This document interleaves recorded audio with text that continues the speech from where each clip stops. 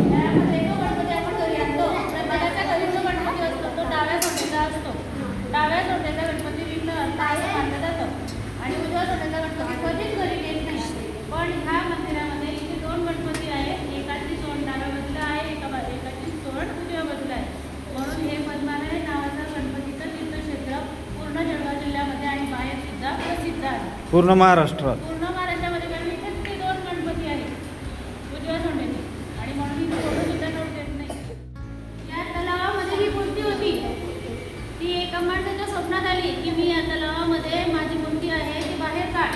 ते स्वप्नामध्ये आली. मग त्याने तिथे खोदून काढलं आणि खोदल्यावर ती गणपतीची मूर्ती मिळाली आणि ते खोदलेल्या जागेला मग तिथे तलाव झाला. तर तिथे मग हे प्रसिद्ध असं कमळाचं